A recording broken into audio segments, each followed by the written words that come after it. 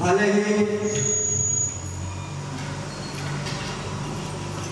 वही बातें शास्त्रों के अंदर है, वही बातें हमारे मन के अंदर है, इनका सिर्फ देखना, शोधना, सोचना, विचारना, क्योंकि संसार एक खेल है और वो खिलावड़ियाँ बिछड़े हुओं का मेल, वो मिलावड़ियाँ और गावड़ियाँ गागे शबर की घूंट पाता है। मुसाफिर है ये सब यहाँ, साथ एक दिन छूट जाता है और खिलौना खेल में आखिर टूट जाता है। सोच समझ के चल मेला कुछ दिनों का, ना तो पछताएगा बंदे वाश कुछ छिनों का। ओ गिनो हाथ पे दिन गिनने, गिनो दिन हाथ पे बंदे, समय टूट जाता है। क्योंकि हमारे लगभग 3 अवस्था जाने, चौथी अवस्था में प्रवेश कर गई तो समय यूं ही टूट गया। पिछला समय जो गया उसका पता नहीं चला, यूं ही चला गया बगैर सोचे समझे। लेकिन जो जीवन बचा हुआ है उसका सदुपयोग करने के लिए बचा है केवल और कोई न तो कमाने की जरूरत है, न लाभ की जरूरत है, न हानि की जरूरत है। ये समाज कल्याण के लिए जीवन लग जाए तो अच्छा है। और मेरा मेरी में यो बांध लिया पड़ा, धर्म सभी का एक है रुखाड़ा। ये तो आजकल की जो आंधियां चली हुई है धर्म की, सिख धर्म, हिंदू धर्म, ईसाई धर्म, अल्लाह धर्म, मौला धर्म, लगभग 365 के लगभग धर्म चले हुए। लेकिन धर्म शब्द केवल 2.5 अक्षर धर्म के हैं। वो धर्म क्या है? समाज के प्रति सम्मान भावना, गुरुओं के प्रति, माता पिता के प्रति आदर भावना, बड़ों को नमस्कार, चरण वंदना, ये ही धर्म है इंसान का, और कोई धर्म नहीं है। लेकिन उलझा दिया, कुछ अपनी रोटी सेकने के लिए दूसरों को पीछे लगा दिया कि इसके पीछे लगे रहो, मेरे पीछे मत आओ, इधर जाओ उधर जाओ, भटकते फिरो। लेकिन धर्म, अपने पति का धर्म, नारी का धर्म, बच्चों का धर्म, अपने परिवार को सुचारू रूप से चलाओ, उसके बाद टाइम लगे तो कथा में आओ और घर से कह के आओ। आसपास के क्योंकि 2 दिन तो बीत गए, इनका पता नहीं चला, और 5-7 दिन जो ये भी बीत जाएंगे। तो धर्म सभी का एक ही रुखाड़ा, माड़ा जप लो हरे की, बाकी की झूठ माता है, बाकी तो क्योंकि जाना वहां है। ये सब यहाँ का धंधा है, जो झगड़ा है वो झूठा है, न जाने कितने दिनों का बसेरा है यहाँ पर। तो सोच समझ कर कदम रखना, चलना। मैं चला क्योंकि मैंने भी जाना है, तय आना, आपने भी आना है और लागी आवागमन खुशियों से आबाद रहो। जो यहाँ बच्चे हैं, नौजवान साथी हैं, खुशियों से भरा हुआ आबाद है। जो चमन है वो मिला रहो सदा, हमारी यही प्रार्थना है। और नमन वेद ब्राह्मण स्वर से रूप गाता है, खिलौना खेत में आखिर टूट जाता है। ये विधि का विधान है। तो सुखदेव आचार्य सुखदेव मुनि ने कहा कि सभी उसी में विलीन हो रहा है। आगे की कथा सुखदेव मुनि, एको हम बहु श्याम, एको भगवान एक है, बहुश्याम, बहुत हो जाऊं शाखा बनाए जाए। तो भगवान ने विचार किया, माँ भगवती ने देखो हम बहुश्याम है, सृष्टि की रचना मन में आई, तत्व प्रकट हुआ और वह तत्व से सूक्ष्म से स्थूल पैदा हुआ और फिर तीन गुण पैदा हुए, सत रज तम। फिर तीनों लोग, अब सत्य क्या है? ये तीन प्रकार के गुण है। सत्य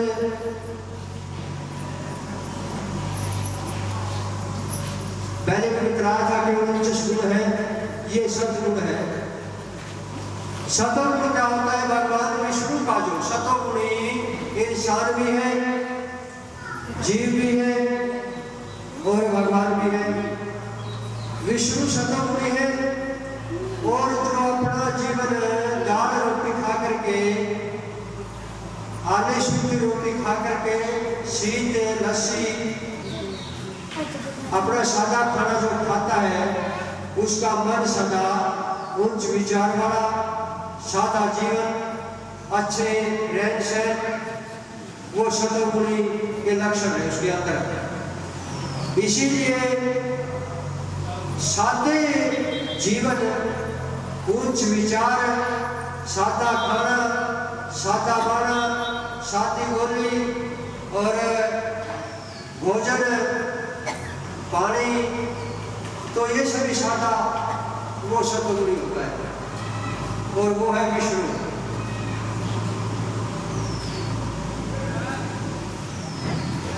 आगे रजोगुण आ गया। रजोगुण के अंदर क्या गया? ब्रह्मा जी। अब उसका जब सतोगुणी इंसान तो अलग हो गया, जो ये धारण करता है, खाता है, पीता है, और रजोगुणी जितना भी भोजन तला हुआ, तेल में डाल करके, घी में डाल करके पकाया जाएगा, वो रजोगुण में आ जाता है। उससे नीचे का लेवल है उसका, समाज के अंदर भी, सोच के अंदर भी, रहन सहन के अंदर भी। ये ना समझो कोई चिकना खा करके, चिकनाई खा करके अपने को स्वस्थ समझे, उचित समझे, तो ये हमारी भूल है। इसीलिए तमोगुण, तमोगुण के अंदर क्या गया?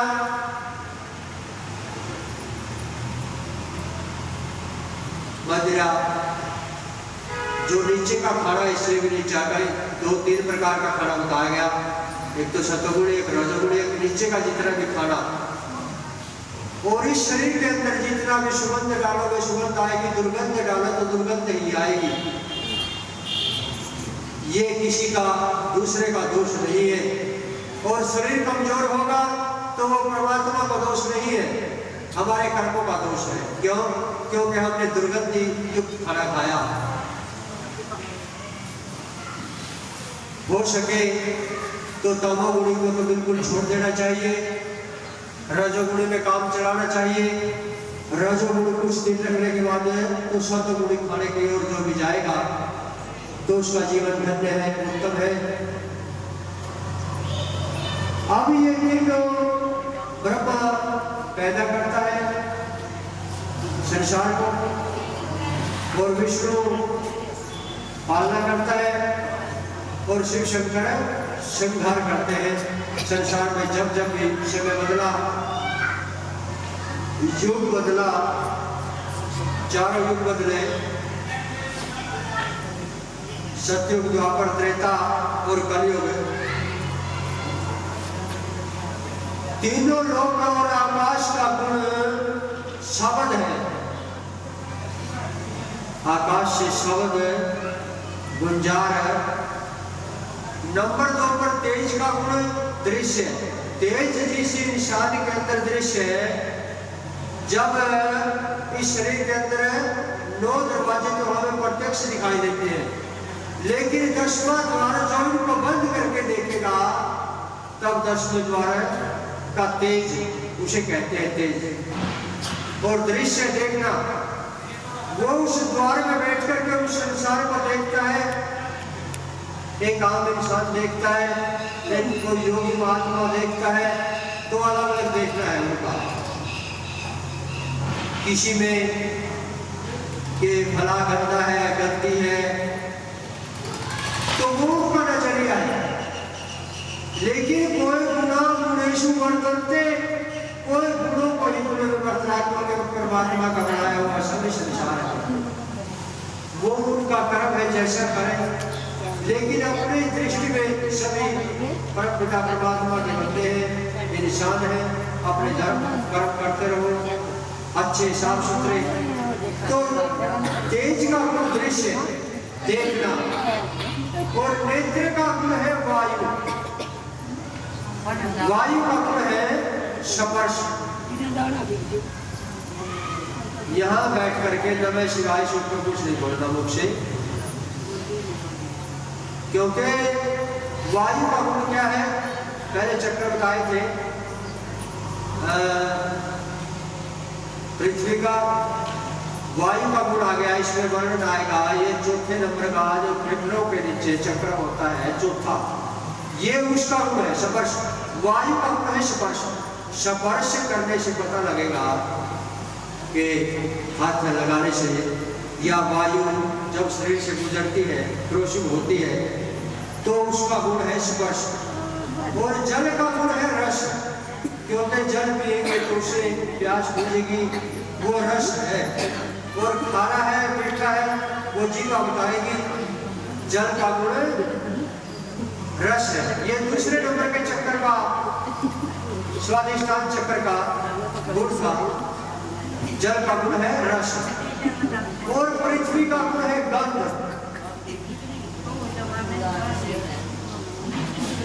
फूल खिलते हैं, वृक्षों की, लताओं की, बेल बूटों की, उससे गंध आती है। गंध, एक तो गंध होती है, एक दुर्गंध होती है, एक सुगंध होती है, आती है सभी प्रकार की। इसीलिए पृथ्वी का गुण क्या है? गंध। और हमारे पूरा द्वार का जो चक्र है वो भी गंध का ही स्थान है, दुर्गंध का। रूप स्थूल है, सूक्ष्म है, रूप है जो सर्वे खलु इदं ब्रह्म सर्वत्र ब्रह्म ही ब्रह्म।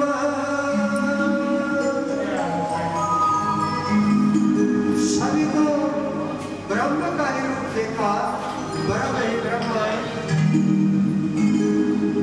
सूक्ष्म से कर्ण, सूक्ष्म से हमारे शरीर के अंदर एक छोटा सा सूक्ष्म सा यंत्र है जो परमात्मा ने फिट किया हुआ है, जो इतने बड़े शरीर को चला रहा है, इतना भारी वजन उठा सकता है, इतना भारी सोच सकता है, विचार सकता है, चल सकता है।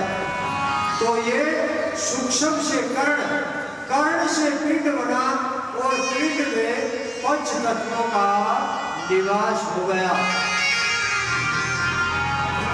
ये पिंड है और इसमें 5 तत्वों का निवास हो गया। किन का हुआ?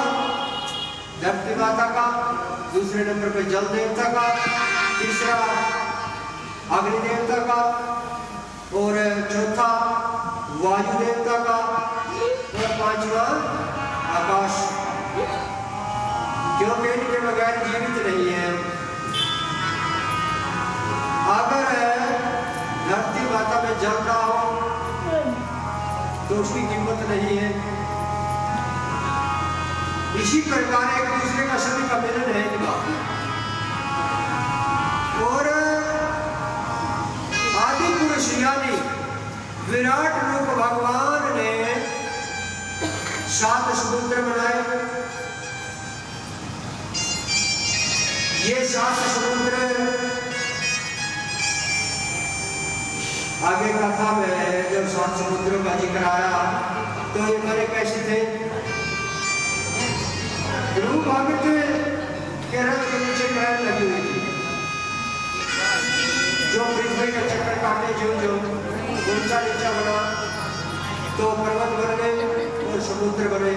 उनसे एक सार करने के लिए, समतल करने के लिए चला गया। तो 7 समुद्र, 7 पाताल है, 7 द्वीप है, मधु है, 2 खंड है। ये सारा संसार ही भगवान का रूप है। मुक्तो वर्तते ब्रह्म पुरुषाणाम ब्रह्मण बाहुभ्यो वर्तते क्षत्रिय प्रेमणा सदा रक्षका वैश्य उद्भव व्यापारकः पदभ्याम शूद्र जायकः सेवावृत्ति पर्वतः मुक्त वर्तते ब्राह्मण कहते हैं, शास्त्र बतलाते हैं। पुरुषाणाम मुख जो है वो ब्राह्मण का माना जाता है, क्योंकि मुख शुद्ध होता है। यहाँ से ऊपर गर्दन से ऊपर बिल्कुल शुद्ध होता है। भोजन भी इसमें छड़कर आएगा, विचार भी छड़कर आएंगे, क्योंकि बुद्धि के पास जाने के पास तो सब शुद्ध हो जाता है। तो इसीलिए क्या कहा गया इसे? गर्दन से ऊपर मुख जो है वो ब्राह्मण, पुरुषाणाम ब्राह्मण, ब्रह्म, मुख, गुरु। गुरु भी है शरीर का। समाज में लेकर चलेंगे तो ब्राह्मण गुरु है, और वैसे चला हुआ है तो ठीक है, लेकिन मुख गुरु है। और बाहुभ्यो वर्तते क्षत्रिय, भुजाओं में क्या होना चाहिए? क्षत्रियों का बल होना चाहिए। जैसे क्षत्रिय युद्ध रामचंद्र जी ने जीता तो उसमें भुजाओं में बल होना चाहिए। और शास्त्र पढ़ने वाला अगर कोई यहाँ आकर यहाँ कहाँ बोले तो शास्त्र को रखना पड़ सकता है। वहाँ क्षत्रिय वाला काम, शस्त्र उठाने वाला भी काम ब्राह्मण को बतलाया गया। क्षत्रिय त्रय वर्ण सदा रक्षका, और सभी वर्णों की रक्षा करनी चाहिए। रक्षा के लिए उसका शरीर पैदा हुआ। मोक्ष ज्ञान और बुझाओं से प्रजा की रक्षा करना, धर्म की रक्षा करना। वैश्या उद्भव व्यापार को रक्षका, वैश्या बन करके व्यापार करो। अगर यहाँ कथा के अंदर ब्राह्मण का कर्म नहीं चलता है तो व्यापार करो, करना पड़ेगा। वो उसको अधिकार है, क्षत्रिय का भी अधिकार है भुजाओं से। और पदभ्याम शूद्र जायते सेवा वृत्ति प्रवततः, पैरों से चल कर जाना पड़ेगा। शूद्र जायता है क्योंकि पैरों के नीचे गंध भी आ जाता है, चिकन भी आ जाता है, छींटे भी लगते हैं।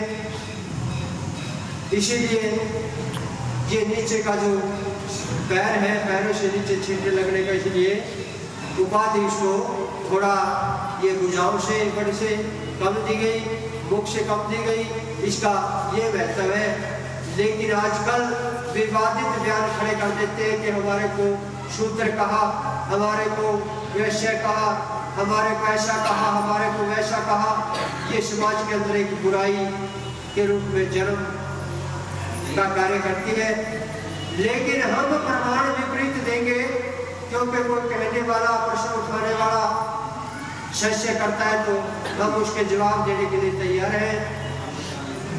तो ये सारा पिंड ब्रह्मांड है, ब्रह्मांड ऊपर का है, पिंड है, ये जो संसार है पिंड है, सब भगवान की ही, ब्रह्मा की संतान है। जिन्होंने 16 कर्म किए, अच्छे कर्म किए, वो ब्राह्मण बन गए। कर्म प्रधान है, कर्मण्यवादी का रस्ते माँ फलेषु कदाचन, माँ कर्म फल हेतु सांगस्त्वा कर्माणि। जैसा कर्म करोगे वैसा कहने वाले का कोई हर्ज नहीं है। गंदे काम करोगे तो गंदा कहेंगे, गालियां भी देंगे, झूठ भी मारेंगे, सभी काम करेंगे। लेकिन अच्छे काम वाले संत मिलन को चलिए, तज माया अभिमान, जो जो पग धरने धरे कोई भी यज्ञ समान। जब इस भूमंडल पर एक एक पग सोच समझ कर रखोगे तो यज्ञ के समान बनता चला जाएगा और समाज कल्याण के लिए वो कदम आगे बढ़ेगा। तो उनको रोकने वाला कोई नहीं है, क्योंकि भगवान उसका साक्षी होता है और वो भगवान के आगे से चलता है, न कि किसी के चलाने से चलता है। ये प्रमाणित बातें शास्त्र प्रमाण देता है, योगी महात्मा प्रमाण देते हैं इस चीज का। तप किया ब्रह्मा जी ने,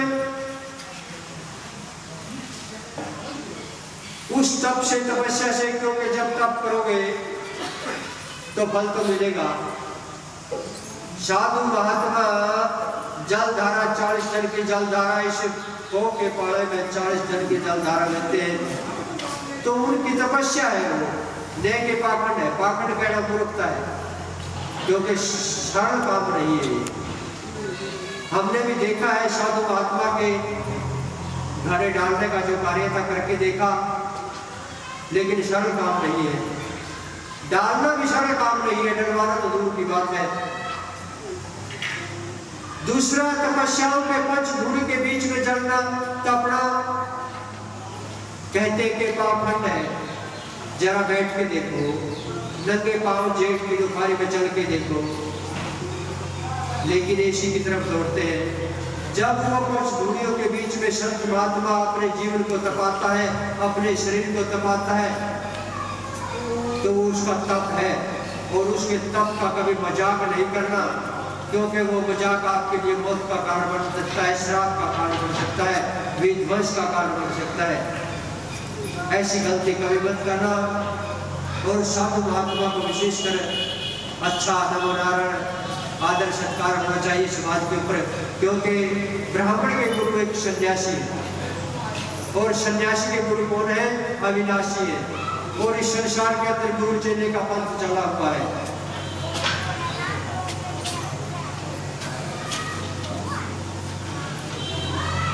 ब्रह्मा ने तप किया, 4 मानसिक पुत्र पैदा हुए, सनक, सनंदन, संत कुमार।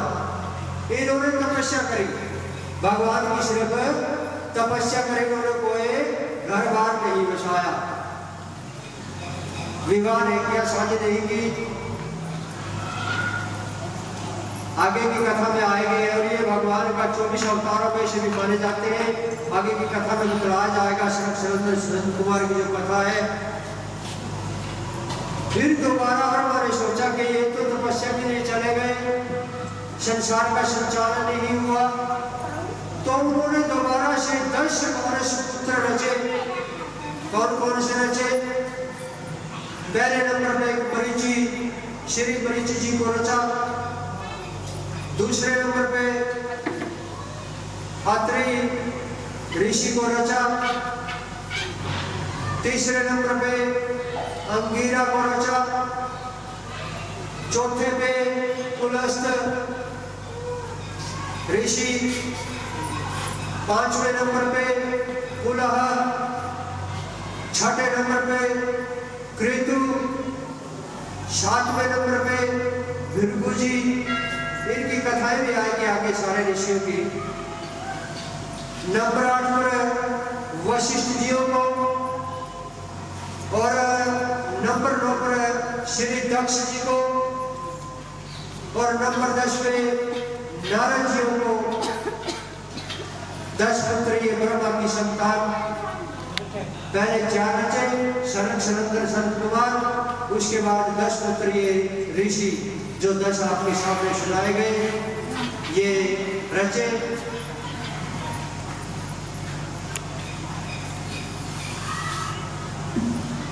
तो आगे सूर्य वंश जो खानदान है भगवान राम का, क्षत्रिय वंश जो खानदान था सूर्यवंशी खानदान, सूर्यनारायण भगवान का, इसमें मरीचि जो ऋषि थे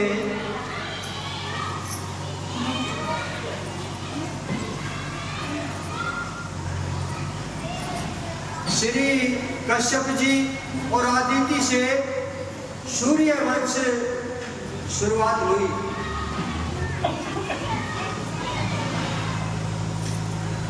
और इस सूर्य वंश के अंदर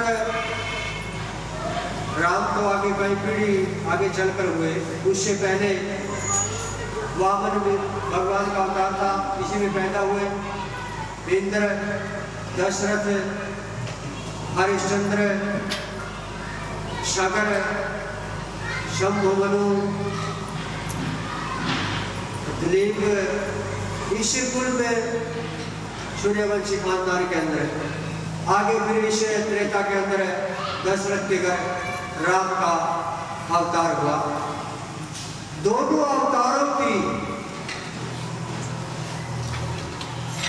रामायण के अंदर 24 अवतार माने जाते हैं भगवान के। सतयुग का समय चल रहा था जब सबसे पहले ये कथा आगे के आने वाले समय का है, लेकिन आगे चलकर थोड़े से छोड़ करके सतयुग का समय जो प्रथम युग चल रहा था, राजा अमरीश अयोध्या के धर्मात्मा राजा थे। एकादशी का व्रत और द्वादशी दिन का समय कम था, व्रत बोलना था। और देवताओं में चर्चा में आए हुए थे। राजा अमरीश के भूमंडल पर देवताओं के तुल्य अमरीश को माना गया। अयोध्या नगरी का प्रतापी राजा अमरीश वो देवताओं के तुल्य है। क्यों? क्योंकि धर्म के कार्य किया करता था और आजकल उसी का ज्यादा प्रताप है, उसी का तप है।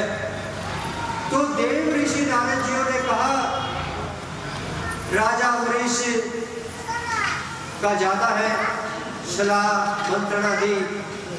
तो ऋषि दुर्वासा जो थे उनको इस बात की ईर्ष्या जलन क्या कर देती है, मन बना लिया कि उसका देखे तो जरा क्या है। ऋषि ने जानबूझ करके जब अमरीश राजा ने अयोध्या के अंदर निमंत्रण दिया कि ये ऋषि आपका निमंत्रण है और एकादशी का व्रत पूर्ण है, द्वादशी में व्रत पूर्ण है, तो आप पहुंच जाना महाराज।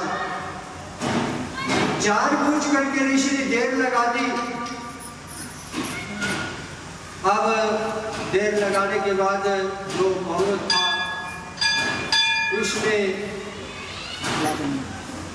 अमरीश ऋषि राजा ने ब्राह्मणों से निमंत्रण ली कि कैसा उपाय है, कुछ उपाय बताओ। कि आप तुलसी का पत्थर लेकर के व्रत खोल लो, तुलसी का पत्ता लेकर के एकादशी का व्रत खोल लो। खोल लिया, भंडारा चालू कर दिया। दुर्वासा ऋषि क्रोधित हो गए वहां।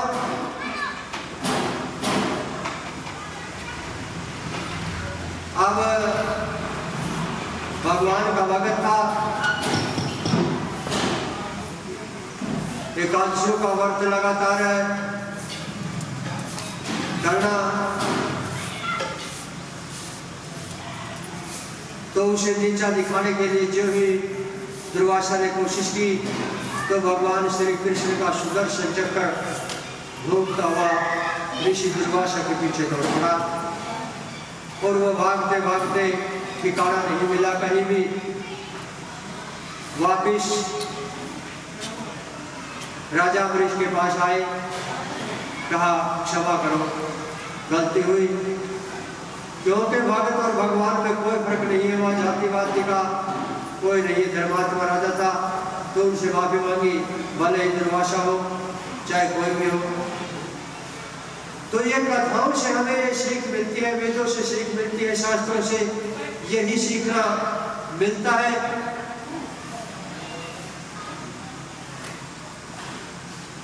अब आगे कथा निकलती है वृंदा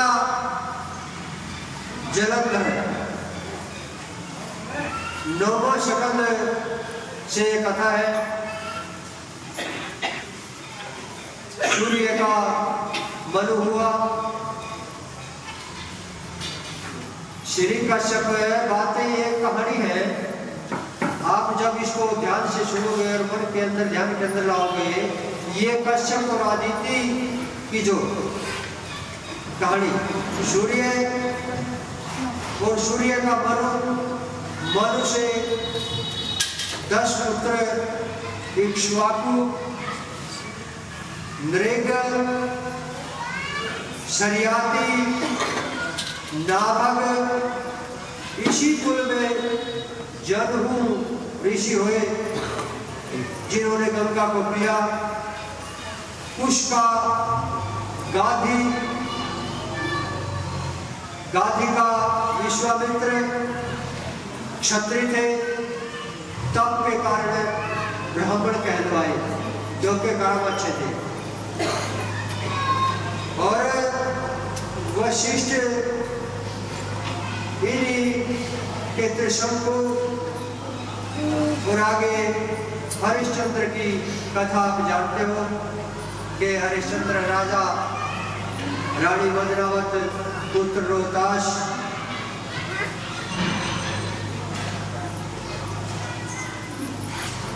ये भी ऋषि दुर्वासा ने उनसे राज मांग लिया और 60 बार उसके ऊपर उधार रख दिया। तो उसको चुकाने के लिए रानी मदनावत रोहताश को ब्राह्मण रामलाल के घर दासी का कार्य है, फूल लाने का कार्य है, घर का काम करने के लिए सौंपा गया और खुद भंगी के घर पानी भरने का कार्य राजा हरिश्चंद्र ने लिया। बागों के अंदर रोहताश के शरण रखना, मौत होना, लाश को उठा करके शमशानों में ले जाना, भक्ति के घर पानी का कार्य शमशानों की बाद में सौंपी गई कि जो भी मुर्दा है उसे पैसे दे करके तब संस्कार करने देना। और इस जब वो रानी मदनावत उस रोहताश की लाश को लेकर के गई, अपनी साड़ी में से कपल लेकर के उसको उठा करके वहां गई, तो चिता में उस रोहताश को लेटाया।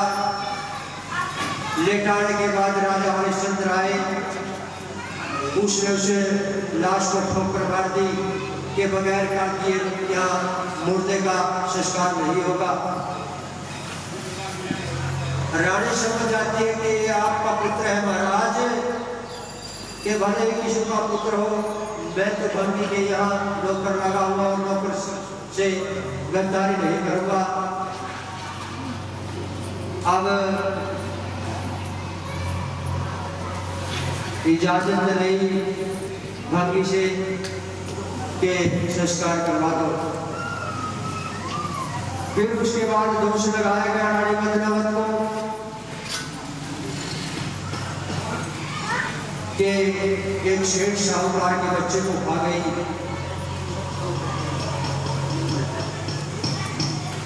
नगरी वालों ने सौंप दिया कि राजा हरिश्चंद्र इसका सर कत्ल करो। तो उसका रानी का सर कत्ल करने के लिए जो भी तलवार को संभाला, काटने के लिए जो भी तलवारें चलाई, तो भगवान विष्णु ने हाथ पकड़ दिया कि नहीं, ये तो ऋषि दुर्वासा बदला लेने की भावना से आपका जो परीक्षा ली गई, तो वहां से आजाद हो जाते हैं और फिर दोबारा अयोध्या नगरी के अंदर राजा हरिश्चंद्र अपना राज्य चलाया। बोले श्री भागवत महापुराण की जय जय श्री राधे।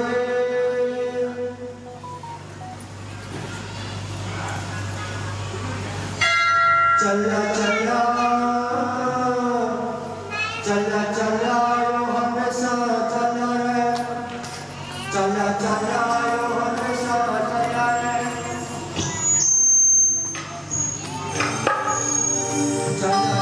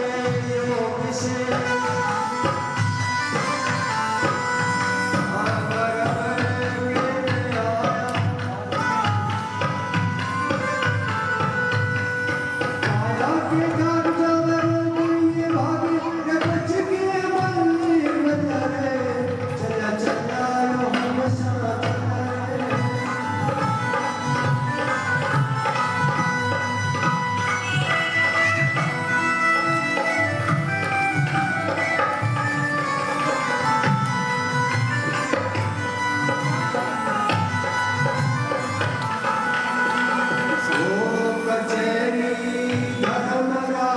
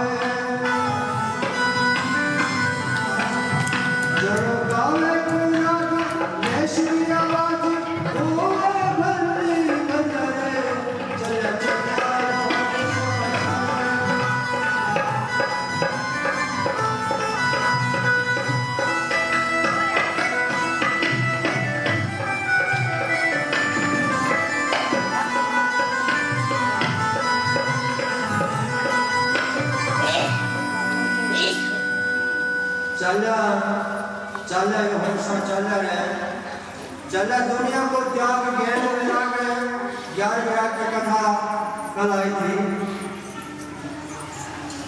अच्छा जरूरी काम हो गया है, थोड़ा समय निकाल कर जंगल आया है, गुरु को 2-4 दिन का मेला है। आज जिंदगी में सारे उम्र काम करते रहना तो 5-7 दिन का योग परमात्मा ने ना जाने की शास्त्र ये सोने पुत्र के मिलने योगी रात्रि में जागे। योगी जो इंसान होता है वो रात्रि को जागता है। योगी रात्रि में जाग दिन में सोता है और रात्रि को जागता है योगी हमेशा। क्यों? क्योंकि योगी जो पुरुष होता है वो विषय वासना की ओर नहीं देखता दिन में। वो मेरा भी योगी थी, पागल थी, बावड़ा में आगे थे, द्रौपदी के साथ कैसे लक्षण थे और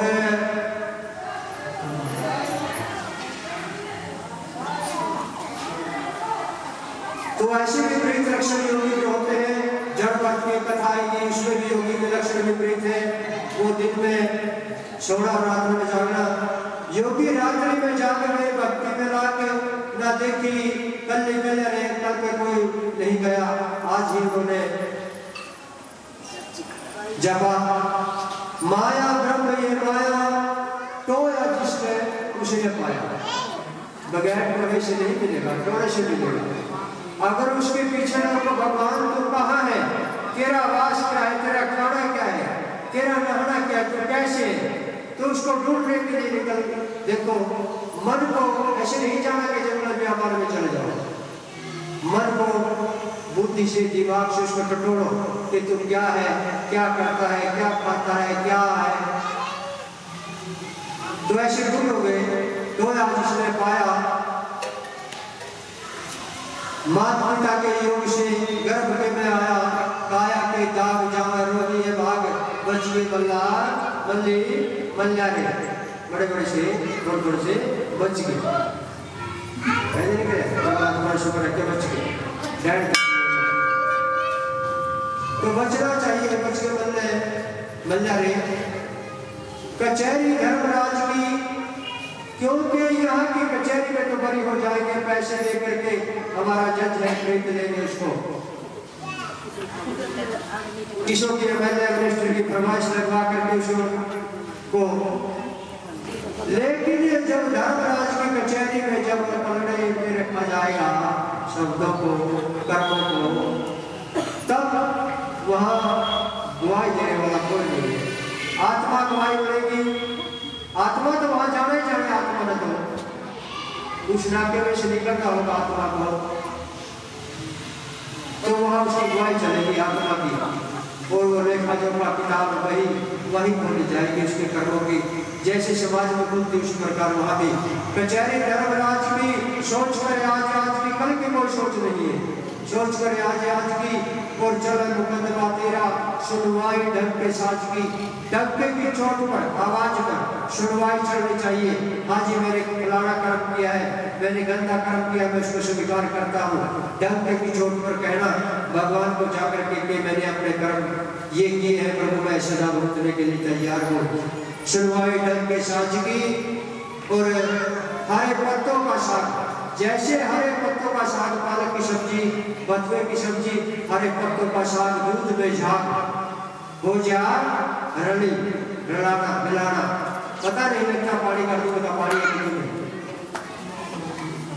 रली रंजारे छाल, जैसे छाल उठती है रलाना मिलाना, रली रला हो गया सारा एक बड़ा हो गया।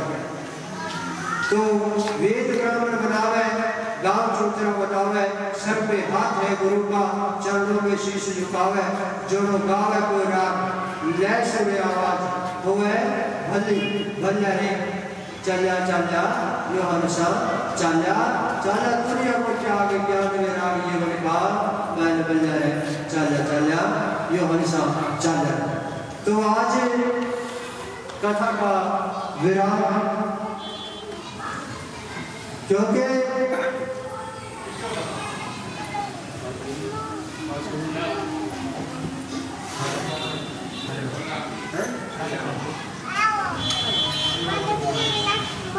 तो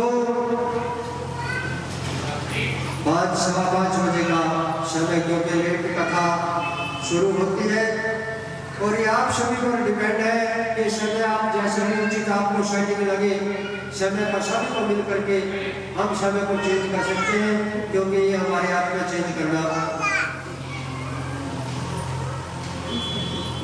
अगर इसी तरह आप करेंगे तो 2 का टाइम ठीक रहेगा मेरे हिसाब से।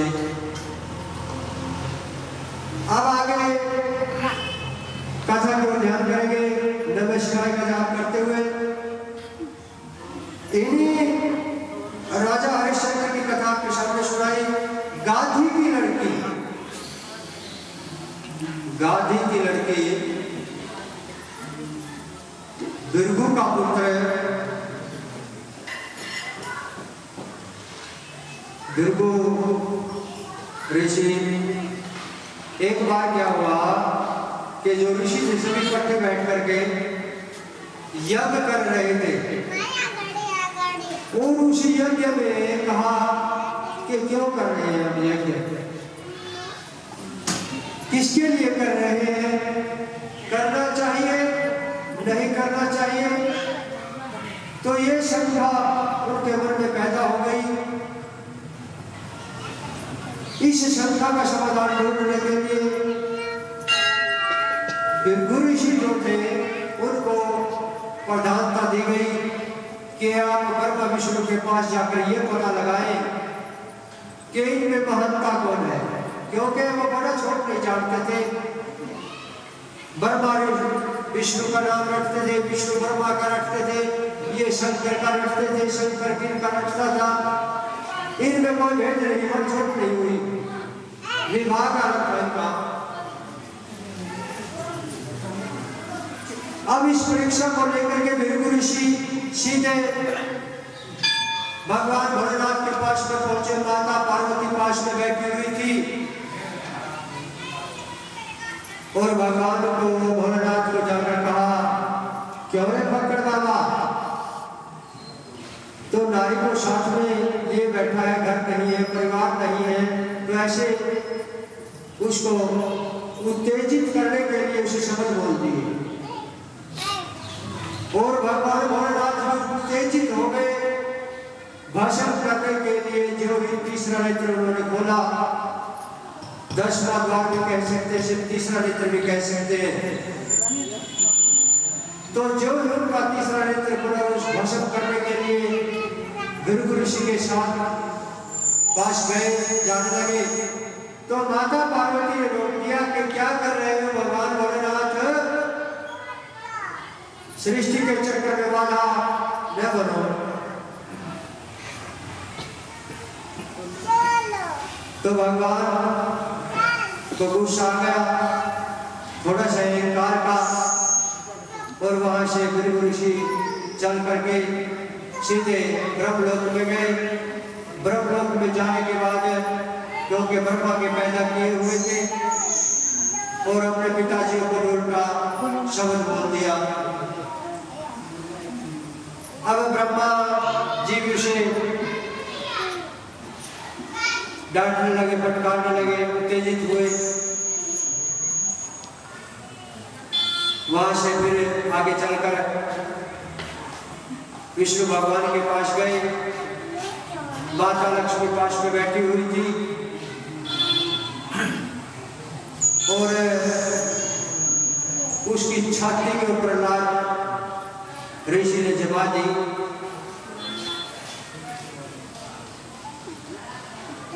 भगवान ने देखा वो ऋषि महाराज देखना कहीं पैरों के हाथ लगाया कि महाराज कहीं आपके पैर पर चोट तो नहीं आई, क्योंकि मेरी छाती जो है वज्र की बनी हुई कठोर है, आपके चोट न लग जाए कहीं। लाओ देखता हूं। अब ऋषि शर्मिंदा हो गए, कहा गलत काम हुआ है कि नहीं, ठीक है महाराज कोई ऐसी बात नहीं है। गुरु जी, वशिष्ठ जी, बिल्कुल जी। अब भगवान तो मान गए, लेकिन माता लक्ष्मी पास में बैठी हुई थी। माता लक्ष्मी ने कहा कि हे विष्णु भगवान, इसने आपका नहीं मेरे लात मारी। बोला कि नहीं देवी ऐसा नहीं है। बोला कि नहीं मेरे लात मारी। बोला वो कैसे? क्योंकि आपके हृदय के अंदर मेरा स्थान है, आपके हृदय के अंदर मेरा निवास स्थान है। और जब वह लात इसने तेरी छाती में मारी तो मैं बैठी थी, मेरे छाती में लात लगी। अब इसका कोई समाधान है ही नहीं। भगवान भी करे तो क्या करें, भगवान को भी मुड़ना पड़ा कि ठीक है देव, मैं क्या कर सकता हूँ इस विषय में। वैसे इन नारियों से जितने हाथ जोड़ करके रहा जाए उतना अच्छा है। श्राप दे दिया कि थारे पल्लन रंग कदी भी करेगा तो बिल्कुल बढ़िया, फिर करेगा तो ब्राह्मण बढ़िया, फिर जा अपना काम कर। तो ऐसा कह करके वहां से बिल्कुल ऋषि ने कहा कि देवी माता विष्णु भगवान आप हैं तो सर्वोपरि, क्योंकि जब इतना करने के बाद भी भगवान विष्णु को क्रोध नहीं आया तो मैं इसको क्या कह सकता हूँ, क्या उपाधि दे सकता हूँ। वे तो सर्वे सर्वा है जिन्होंने इतना सहन किया।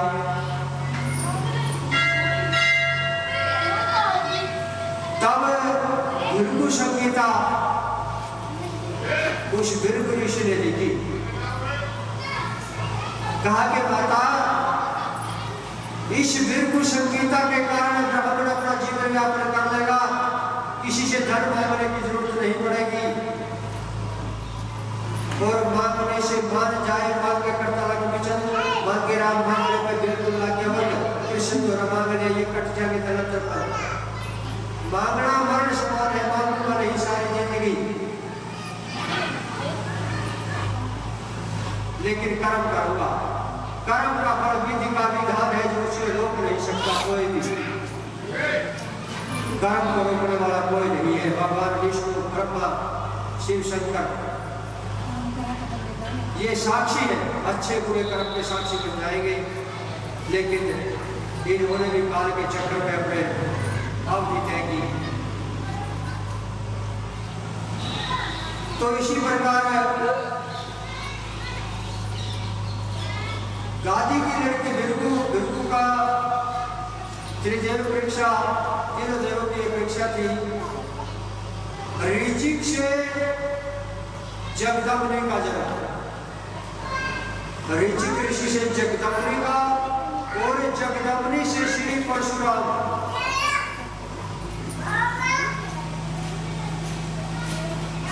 ये अवतार माने जाते हैं परशुराम जी। भगवान जगन्नाथ के शिष्य नगरी महेशवती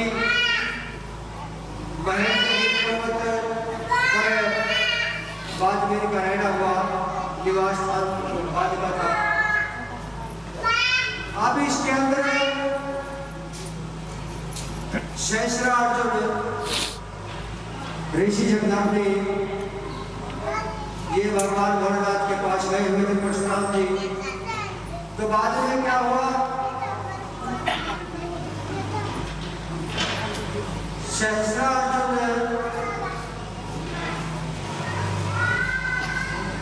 गौ नंदनी वशिष्ठ के दौरे अमृत की खान खवाए, सूर्य गौ देव के दौरे शब्द मान खवाए, कामदेव समुद्र से निकली वेद पुराण खवाए। तो ये गौ माताओं की अलग अलग थी। तो ऐसी गौ ऋषि के पास में, जगदम्बी के पास में एक बार वो भोजन करने के लिए वहां आए, तो गौ माता से प्रार्थना की सारा भोजन वितरित कर दिया, जरूरत नहीं पड़ी। अब उस को देख करके वो सहस्रार्जुन गौ को चुरा कर ले गए,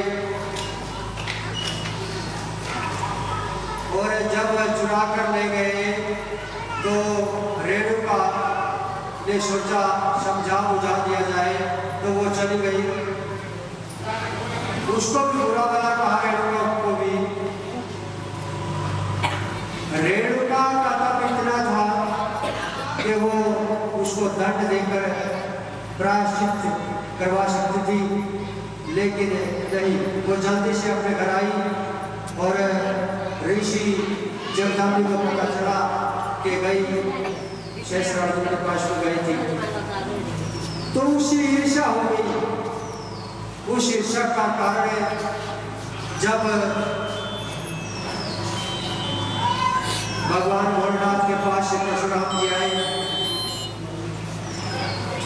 तो उनके पहले जो बेटे थे उनसे कहा इसका सर उतार दो अपनी माता का, नहीं उतारा। परशुराम जी आए, मेरे काम करो पुत्र, अगर मेरे पुत्र हो तो अपनी माता का सर उतार दो।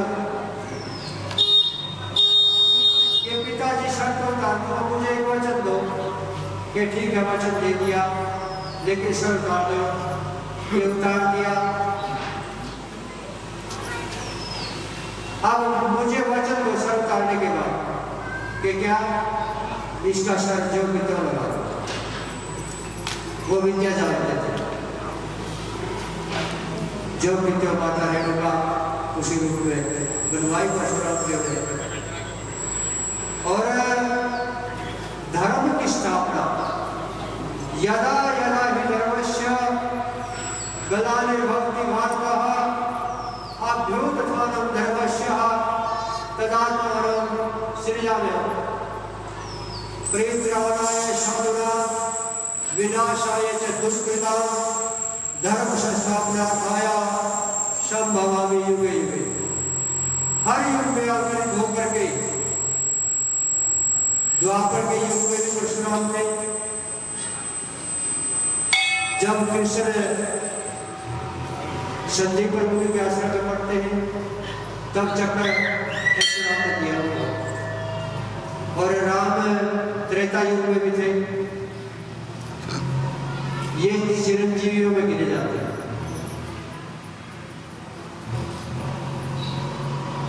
तो जब संहार भूमंडल पर होता रहा, सूर्यवंश और चंद्रवंश दो खानदान बचे। माता रेणुका की उसमें गोदी में जा बैठे, तो माता रेणुका ने कहा खबरदार,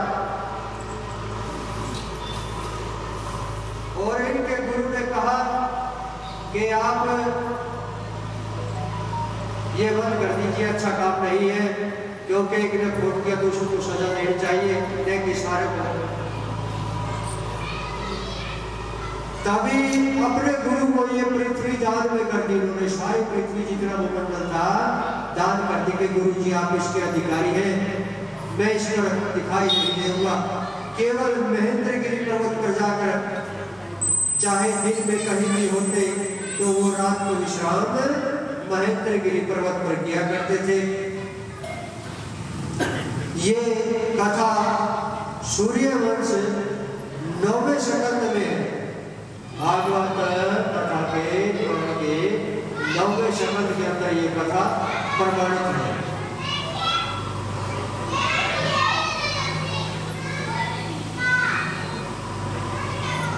अब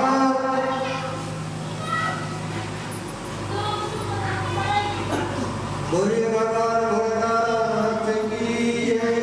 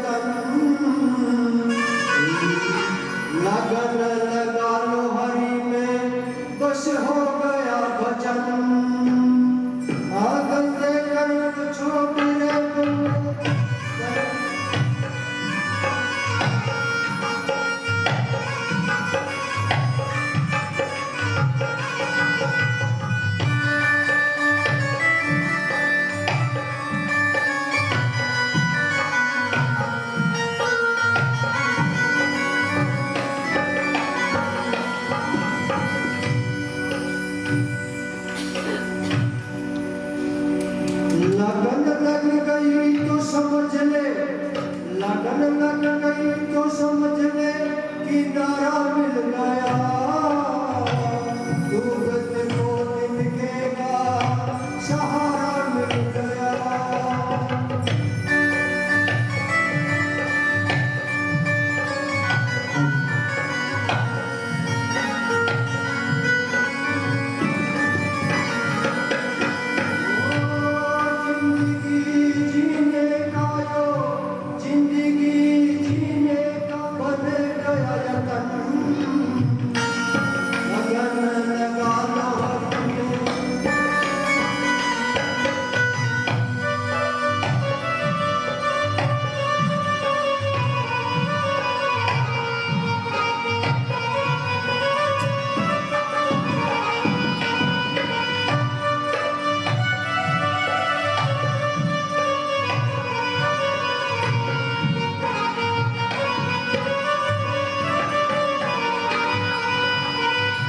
दूसरे नंबर पे क्या बतला दिया है, सिर्फ क्या करना है, अपने कर्म छोड़ने हैं और लगन लगानी है, यही वजह है। बस इसके ऊपर कोई वजह नहीं, लगन लग गई, लगन लग गई तो समझ किनारा मिल गया, डूबते को दिन के बाद सहारा मिल गया, पार कर जाएंगे।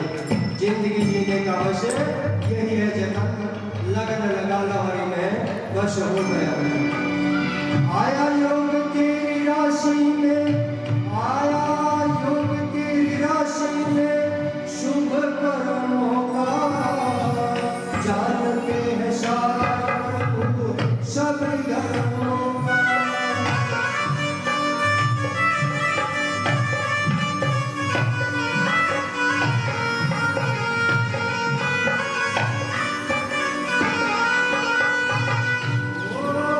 जीवन में बदल जाएगा, जीवन में बदल जाएगा, होगा सुंदर सा सृजन, लगन लगा लो।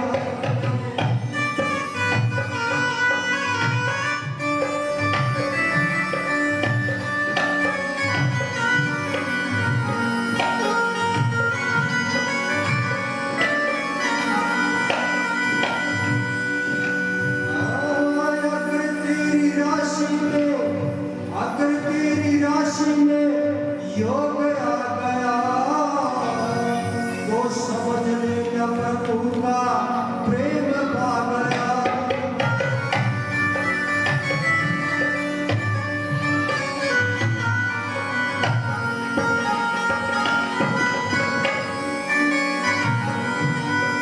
ये फिर नहीं आएंगे दोबारा, फिर नहीं आएंगे दोबारा, यहाँ किसी के समान, लगन लगा लो हरि हो गया।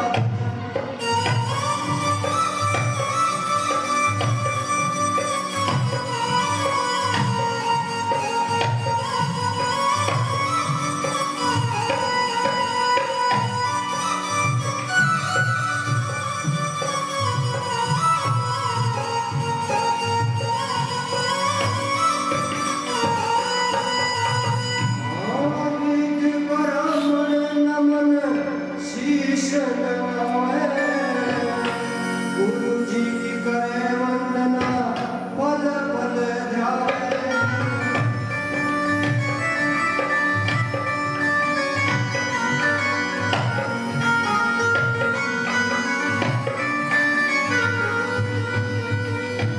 फिर मुस्कावे वो, फिर मुस्कावे वो प्यारे प्रियतम सजन, लगन लगा लो